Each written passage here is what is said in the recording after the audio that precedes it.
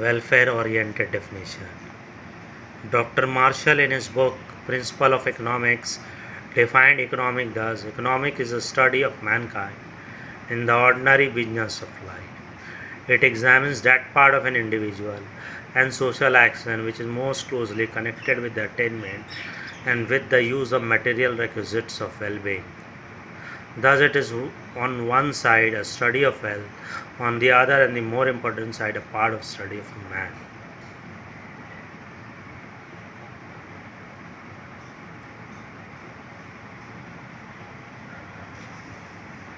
Main feature of his definitions.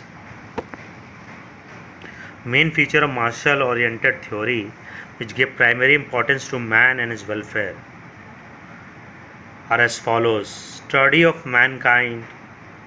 Economic deals with ordinary man and woman who has a feeling of love, affection, friendship.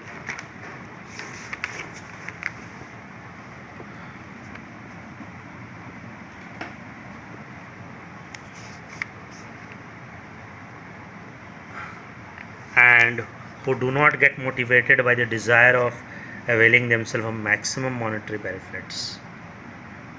Causes of material welfare. Economics is concerned with the causes of material welfare. It ignores the non-material aspects and their cause. So economics is concerned with the material welfare.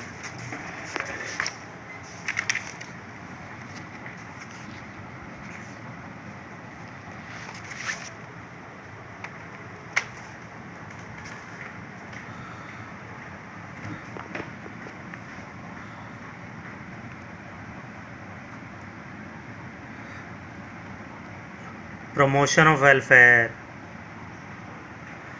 Wealth is not an end by itself, but it is only a means of human welfare which is considered as the all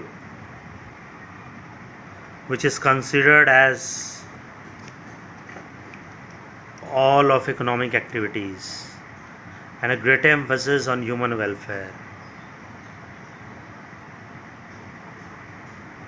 The money and wealth are simply the means for the human welfare.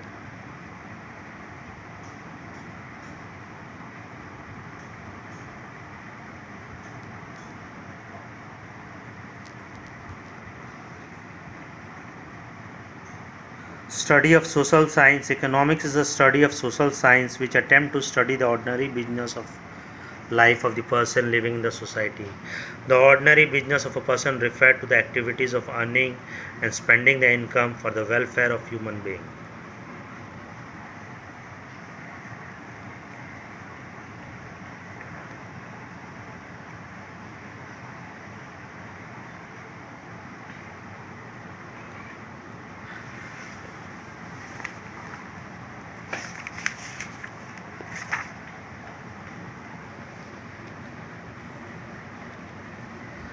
Scarcity oriented definition. Challenging Marshall's welfare definition, Leon Robinson formulated a new definition in his book Essay on the Nature and the Significance of Economic Science, published in the year 1932. He defined economics as follows: economics is a science which studies human behavior as a relationship between end and scarce means which have alternative uses. Feature of scarcity definition. Professor Robbins has defined as the main feature as multiplicity of ends or unlimited wants. Human wants are various and numerous. When one want is satisfied, another wants crop up in its place, and so on in endless succession. They grow in number with an advancement of civilization and material progress. Since human wants are unlimited, man is compelled to select the most urgent want for immediate satisfaction. Scarcity of means. Human wants are unlimited and means to satisfy them are limited. The means refer to the goods and services which used to satisfy our wants. They are the material and non-material goods like time, money, service, resources that are at their disposal. These means are scarce. If these means are abundant like free goods, there would be no economic problem, but they are scarce and one is forced to postpone some of one's want. Alternative use of means. The scarce means are capable of alternative uses. They can be used for several purposes. For example, land which is scarce can be used for cultivation, house construction.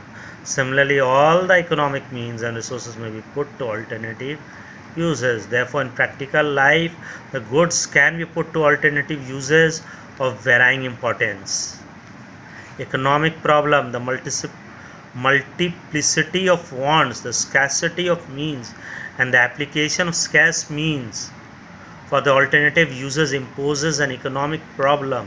The problem is how to satisfy the unlimited want with limited means which have alternative uses. Robin described this problem as the problem of economizing scarce resources. Science of choice. The problem of economizing resources leads to another problem, that is the problem of choice. Since wants are numerous and means are scarce, we have to choose the most urgent want from the numerous, dropping of course other want which can satisfy later, and choose some of the means from scarce ones to satisfy the selected wants. In a sense, that is why economics is described as a science of choice.